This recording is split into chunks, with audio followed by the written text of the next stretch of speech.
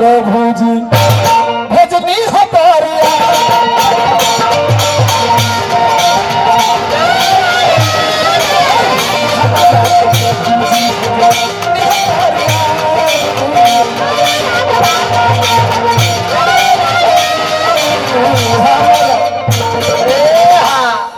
इतना जब बात राजा दशरथ सुनले सुमंत के बाद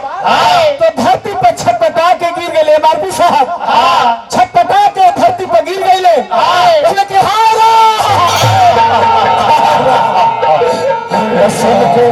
सुन के ऐसल कुबतिया हो राजा सुन के ऐसल कुबतिया हो राजा धरती पर गिर गई लक्ष्मी तराए हाय हाय तो सुन के ऐसल कुबतिया हो राजा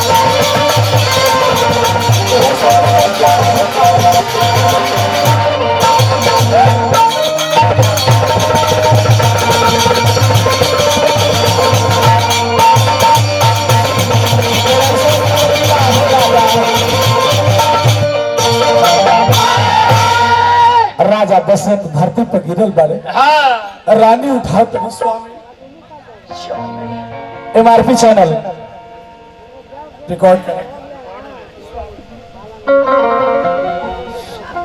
बोल बोल भगवान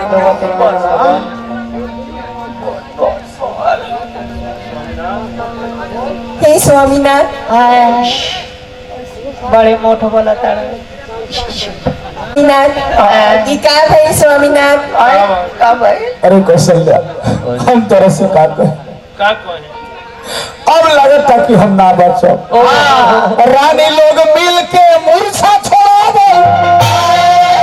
राजा जी के ऊपर उठावो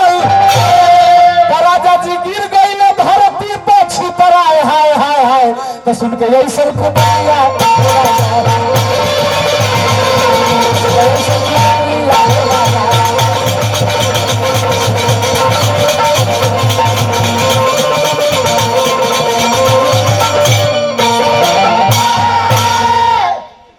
रानी हम तरह से का कहे हमरा लगे तक कि अब जान ना बाची रानी कौशल्या कहेगी काहे स्वामीनाथ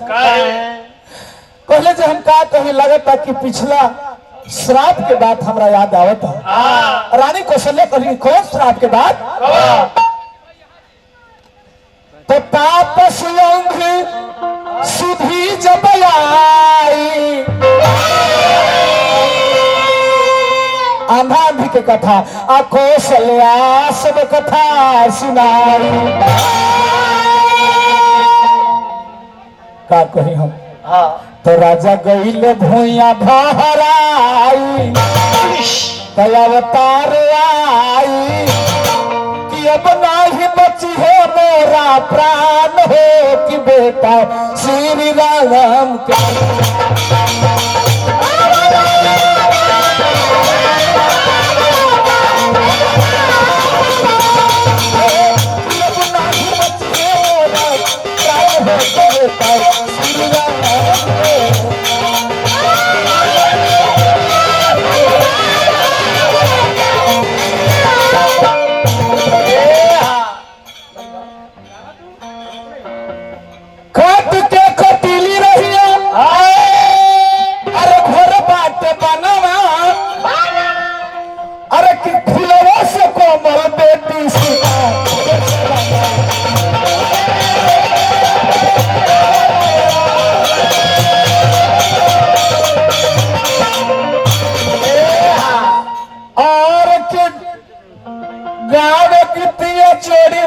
सकान हो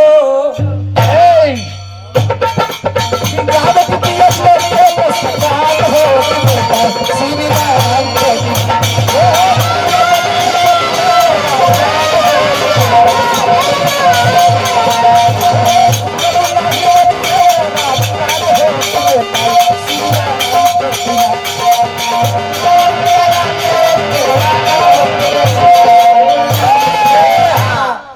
रानी कौशल्या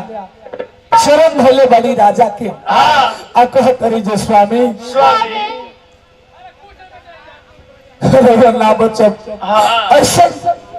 कुबोली रहुआ ना बोली कौन श्राप के बात रहुआ कहता नहीं कहे जे का कही हम कि एक दिन न गइल रही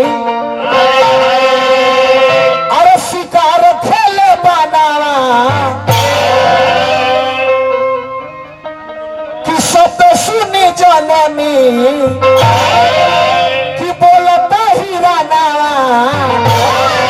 कि शब्द सुनी जननी हीरा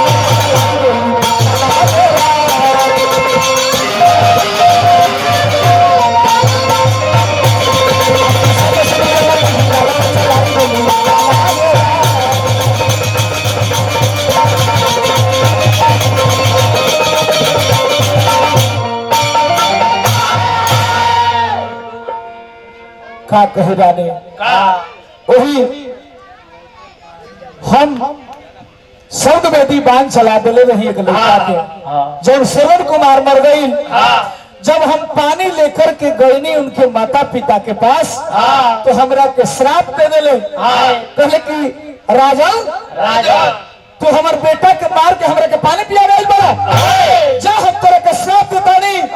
कि जैसे आज हम लोग दोनों प्राणी अपने पुत्र के वियोग में मर रहे हैं उसी तरह तुम भी एक दिन पुत्र के वियोग में मर जाओगे कौशल्य हम ना बचो हाय राम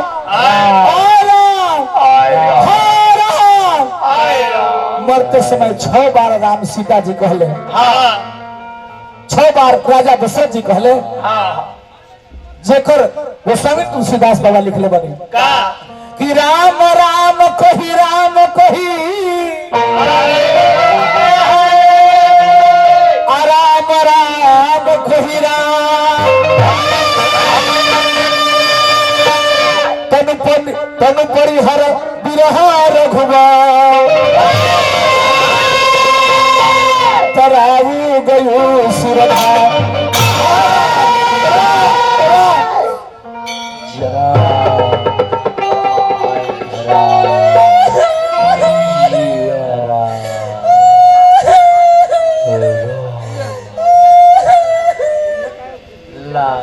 तीनों रानी छनन में लटपटा के राजा दशरथ के रोए पर विकास जी तो जब कमा के जाए थे बनो तो एक दिन मरही के बाद तो जानता नहीं इनकर मौगी कैसे रोई कैसे अरे की हाथिया कमा के पैसा ले आवा हाला विकास आवा हाथिया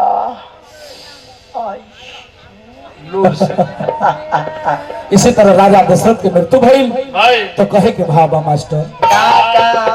कि छाती पीटी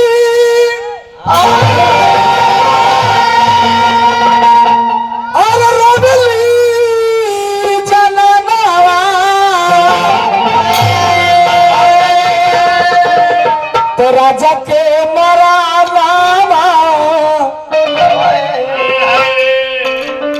भइले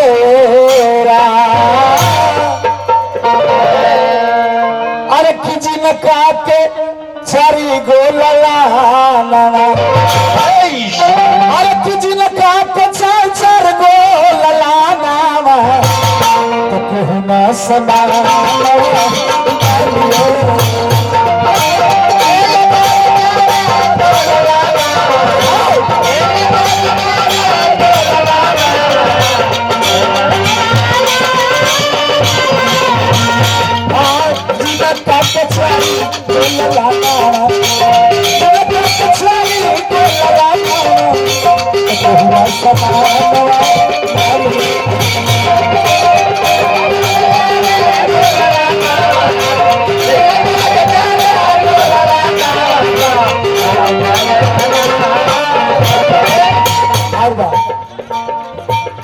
घोरल रहल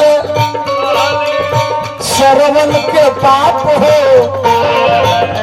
राजा के घोरल रहल राजा के श्रवण के पाप हो बाबा पिता भाया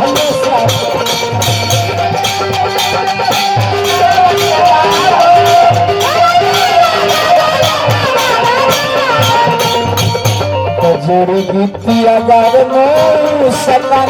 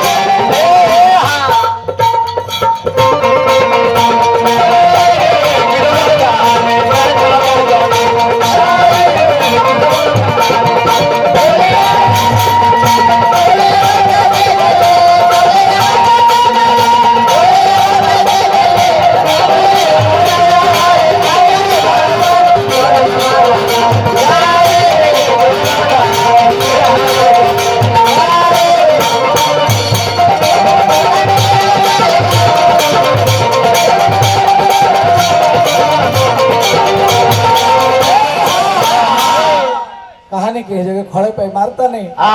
राजा दशरथ की मृत्यु भई, बाकी जिनकर चार चार गो लड़का आ केहू सामने नहीं खे, इस समय की प्रधानता है। आज माता देवकली चाची जी के चार चार गो पुत्र आज सामने रह करके और उनकर गुण के गाते रहे। भगवान से, दुनिया के मालिक से ही प्रार्थना हुआ कि चारों पुत्र जहाँ माई और आत्मा गईल हुई, चारों पुत्र के बाल भगवानी फुलवारी उगौले रहे। पयाई एगो लयदारी के भाव रही, लयदारी के भाव का रही। जिस दिन भुला